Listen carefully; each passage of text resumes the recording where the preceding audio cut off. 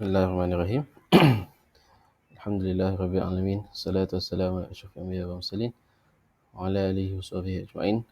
Rabbi shrah li sadri wa yassir li amri wa hlul 'uqdatam min lisani yafqahu qawli, amma ba'd. Ya, alhamdulillah kita dapat sambung semula bacaan mukaddimah kitab Tarikh Ad-Daulah Al-Aliyah Al-Uthmaniyah karangan Muhammad Farid Bik. Malam kita tak dapat nak teruskan kerana saya ada hal lain bersedia untuk ke udara petang tu. Jadi kita gantilah petang ni. Jadi buat rakan-rakan yang terlepas, tak apa, tak masalah. Boleh tengok rakamannya sebentar lagi.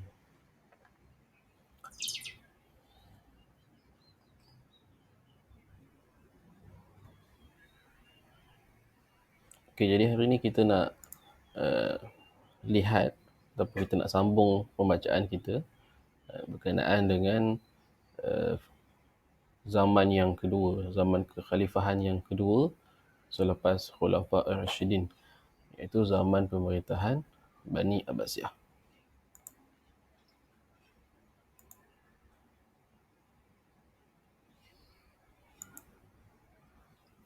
Okey.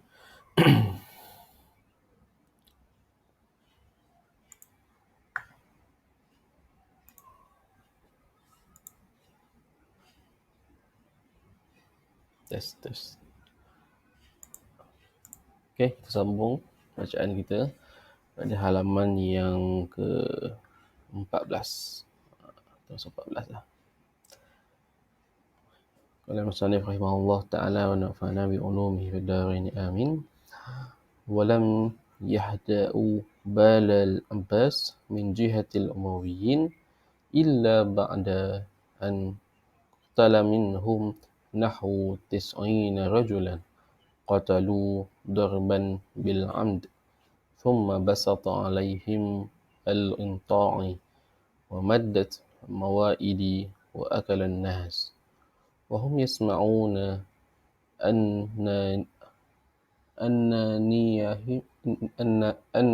unhihim hatta matu unayinihim macam itulah. Wa amara binabshi kuburihim wa ihraqi azamihim wa lam yaflati min Bani Umayyah ala ma qila illa man haraba ila al-Andalus. Wa kana man min dhamnihim Abdul Rahman bin Muawiyah bin Hisham bin Abdul Malik bin Marwan bin Al-Hakam fastawalla ala al-Andalus. Okay. Jadi kita sambung berkenaan dengan pasca revolusi Abbasiyah yang telah meruntuhkan rasminya kerajaan Bani Umayyah yang pusat di Damsyik itu. Lalu setelah khalifah pertama Bani Abbasiyah iaitu Abu Al-Abbas As-Saffah itu, dia tak duduk diam. Walaupun dah menang peperangan Zab melawan Khalifah Marwan bin Muhammad dan mengalahkan dia kata apa, meruntuhkan khalifahan Bani Umayyah secara rasmi pada tahun 132, Abu Al-Abbas ni tidak berpuas hati dan tidak duduk diam.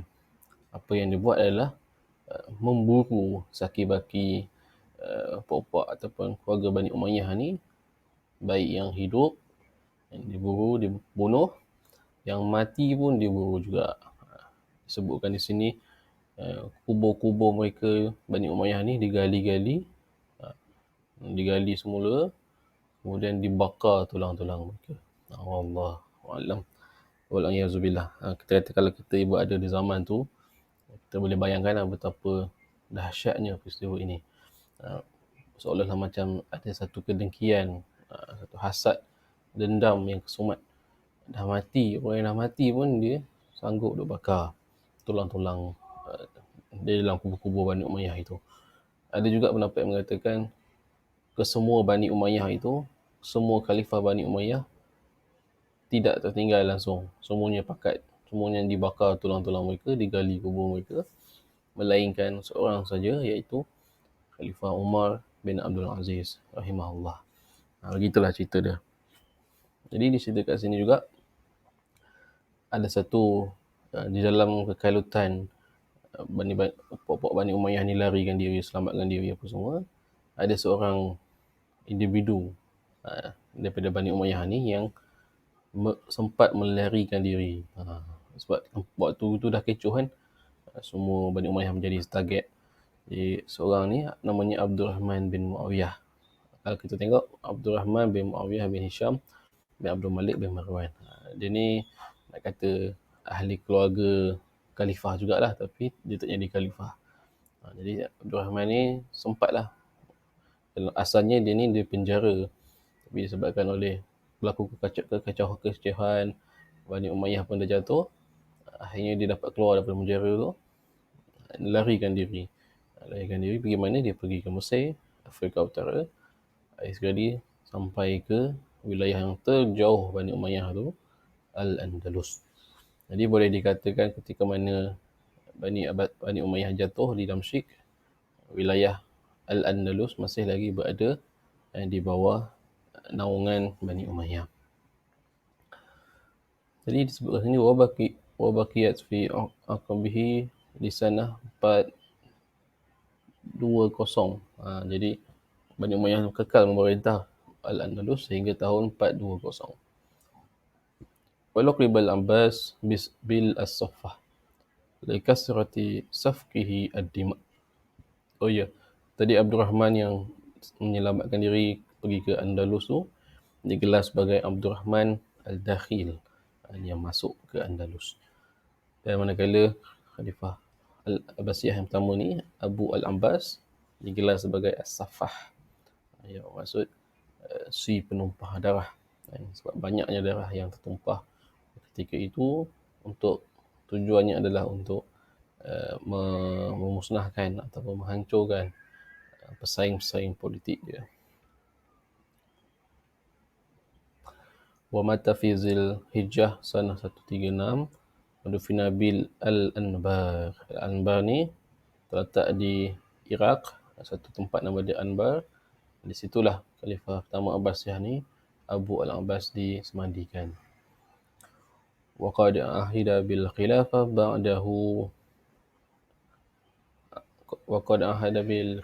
ba'dahu ila akhihi Abi Ja'far Al-Mansur, thumma min ba'dihi ila Isa ibnu akhihi Musa.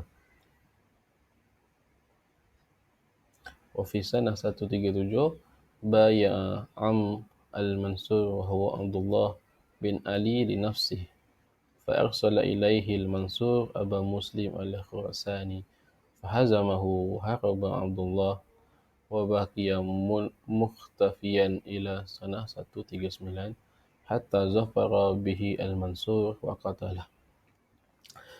Jadi pada era awal penubuhan kerajaan Abbasiyah ni masih lagi tidak stabil, berlaku pemberontakan di sana di sini, hatta setelah Khalifah Abu Al-Abbas meninggal dunia, dia dilantik pula saudaranya Abu Ja'far Al-Mansur.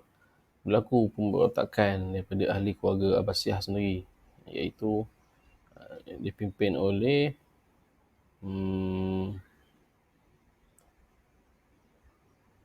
Abdullah bin Ali. Abdullah bin Ali ni pakcik Al-Mansur. Jadi pakcik Al-Mansur ni pun mendakwa ataupun mengisytiharkan diri dia sebagai khalifah, sedangkan anak saudara dia Al-Mansur tu sudah menjadi khalifah. Jadi ada dua khalifah lah Bani Abbasiyah. Jadi tanpa buang masa, Abu Ja'far Al-Mansur ni hantar seorang panglima yang membantu revolusi Abbasiyah ni, Abu Muslim Al-Khurasani,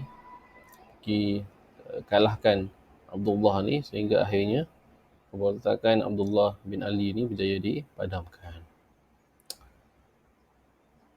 Wa qatala Al-Mansur Aba Muslim Al-Khurasani ma'a annahu sababi husulil Abbasiyyin 'ala al-khilafah bi sa'ihi wa ijtihadihi. Walau bagaimanapun, setelah Abdullah bin Ali berjaya dipadamkan, Khalifah Abu Ja'far Al-Mansur ini bertindak membunuh tangan kanan revolusi Abbasiyah ketika itu yang telah berjaya menaikkan Abbasiyah sebagai sebuah kerajaan, iaitu Abu Muslim tadi lah. Abu Ja'far Mansur kemudian memerintahkan Abu Muslim ni dibunuh. Kerana apa?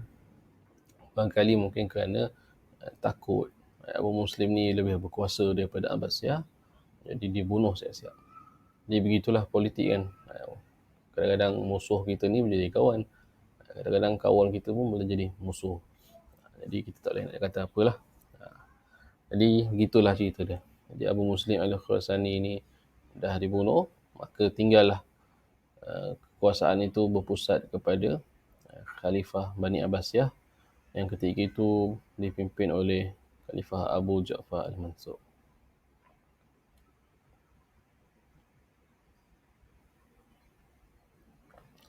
Wa fi sanah 141 hasalat fitnah ar-Rawandiyah alladhi qalu bi-al-Wahiyah Abi Ja'far Al-Mansur faharabahum hatta qatalahum an akhirihim. Wa fi sanah 145 bay'a ahli Madinah Muhammad bin Abdullah bin Al-Hasan bin Al-Husain al-mulaqab bi An-Nafis Az-Zakiyah bil khilafah. فأرسل إليه جعفر عيسى بن موسى فحاربه وقتله مع كثير من أهل البيت في رمضان من سنة المذكورة. وفي أثناء ذلك كان أخوه إبراهيم قد قصد البصرة وطلب البيعة من أهلها لأخيه محمد النفيس الزكية فبايعوه. ثم أرسل من استولى على الأحواز وواسط. ولما أتاه خبر قتل أخيه سار بمجموعه قاصد الكوفة فلقاه عيسى بن موسى وكان قد عاد من المدينة بعد موت محمد فهربه حتى قتله وبذلك انتهت هذه الفتنة. Yang seterusnya berlaku lagi fitnah ataupun kekecohan pemberontakan yang menentang Bani Abbasiyah ni, iaitu datang daripada Madinah, datang dari Madinah. Kalau kita tengok sini, yang diketuai oleh seorang ahli bait. Ahli bait ni keturunan Nabi SAW lah. Namanya Muhammad bin Abdullah bin Al-Hasan bin Al-Husain bin Ali bin Abi Talib. Jadi Muhammad bin Abdullah ni dikenali sebagai An-Nafsuz Zakiyah. Ni An-Nafsuz Zakiyah ni gelaran kepada Muhammad bin Abdullah dari keluarga Ahlul Bait ni. Jadi kalau kita lihat balik dari segi persaingan politiknya, kalau sebelum ini Bani Abbasiyah bergabung bersama dengan Alawi untuk menjatuhkan Bani Umayyah yang dikatakan bukan daripada Ahlul Bait, sedangkan Bani Abbas dan Alawi itu tidak, mereka mendakwa diri mereka itu dalam kalangan Ahlul Bait. Tapi setelah Bani Umayyah jatuh, berlaku pula persaingan di antara dua Ahlul Bait ini, iaitu Bani Abbas dan Alawi ni. Jadi dicerita kat sinilah bagaimana puak Alawi ni yang dipimpin oleh Muhammad bin Abdullah yang digelar sebagai An-Nafsuz Zakiyah ini, dia memimpinlah puak-puak Alawi ini untuk menentang pula Bani Abbas yang ketika itu berada di Kufah, pimpinan Abu Ja'far Al-Mansur. Jadi macam itulah, kalau kita lihat itu menjadi biasalah dalam politik kan. Jadi tak tahulah, dulu kawan, dua-dua ni berkawan sebab nak jatuhkan Umayyah, tapi dua ni pula bergaduh. Jadi dipendekkan cerita, Khalifah pun menghantarlah pasukan tentera dia berjaya memadamkan pemberontakan Muhammad bin Abdullah itu. Okey. Wa ba'da intahat hazil fitnah wa amana al-Mansur janibul Alawiyyin wa fi asna'i hazil fitnah tufiya bi Baghdad al-Imamul Azam Abi Hanifah Nu'man radhiyallahu anhu. Summa tafarrara al-Mansur li bina'i Madinah Baghdad وانتقل إليها وتوفي 6 Zulhijjah 157 wa umruhu salasu sattina sanah wa lam yattabi' ma awsa bihi al-Abbas bal awsa bil khilafah li ibnihi Muhammad al-Mahdi ba'da al-khala' Isa bin akhihi Musa bin wilayatil ahdi. Jadi diceritakan sini juga setelah puak-puak Alawi itu berjaya diamankan, berjaya dipadamkan pemberontakan mereka, maka Khalifah Abu Ja'far Al-Mansur membina kota Baghdad. Jadi membina kota Baghdad, dia pun berpindahlah ke situ. Jadi pusat kekhalifahan berada di kota Baghdad. Juga disebutkan di sini pada zaman Abu Ja'far Al-Mansur, Al-Imamul Azam ataupun kita kata Imam Mazhab Sunni yang pertama, Imam Abu Hanifah An-Nu'man meninggal dunia ketika itu dan disemandikan di kota Baghdad. Tak lama selepas itu, Khalifah Abu Ja'far pula meninggal pada 6 Zulhijjah 158 ketika umur dia 63 tahun. Walau bagaimanapun, Khalifah Abu Ja'far ni tidak melaksanakan wasiat yang telah diberikan kepada yang telah diberikan oleh abang dia, Abu Al-Abbas, yang mana setelah dia jadi khalifah, dia kena lantik anak abang dia tu, iaitu Musa lah. Tetapi malangnya tidak, Abu Ja'far Mansur tidak laksanakan wasiat tersebut, sebaliknya melantik anaknya sendiri, iaitu Al-Mahdi. Jadi anaknya Al-Mahdi, dan dia pecat kita kata anak abang dia tu daripada menjadi khalifah. Gitulah cerita dia.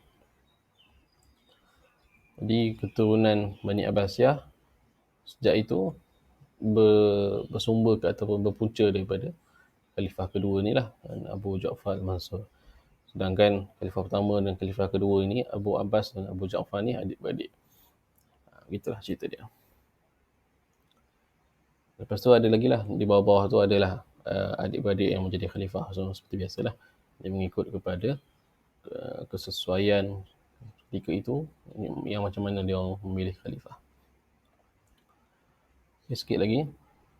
Wa min ahammi a'mali Muhammad al-Mahdi tanzimihi al-barid wa ta'mimihi bain al-madain al-'azmah wa غزو الروم مرتين بمعرفة ابنه هارون الرشيد وفي أيامه ظهر بعض زنادقة في حلب فجمعهم مهدي وقتلهم عن آخرهم ومزق كتبهم واستمر خلافته 10 سنين وشهرا وتوفي سنة 2 Muharram 169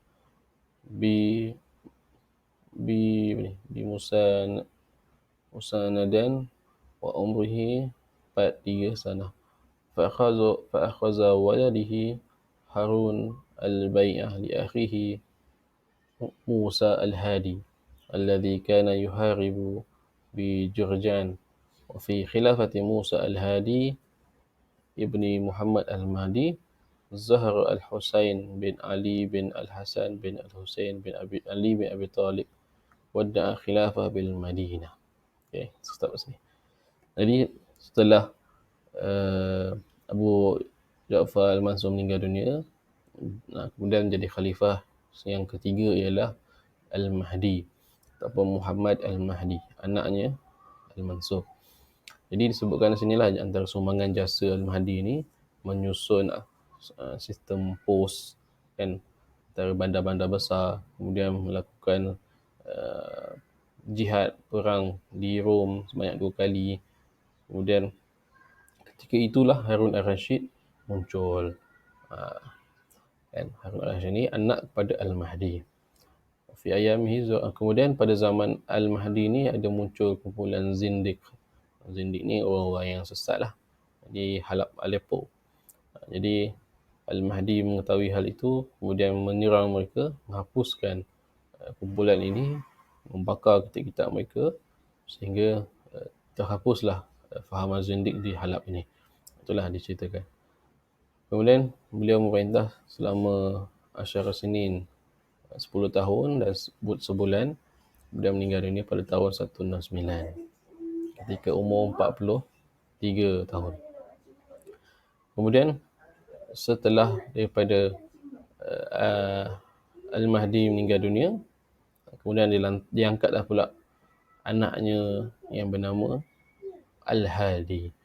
Jadi kalau ikutkan di sini, Al-Mahdi ada dua anak, Al-Hadi dengan Harun. Jadi kat sini kita lihat dua beradik ni kembali menjadi putera mahkota ataupun wilayatul ahdi ataupun wilayah al-ahdi. Jadi kedua-dua inilah yang akan menjadi khalifah selepas ini. Okey. Jadi saya rasa itu saja untuk setakat ini.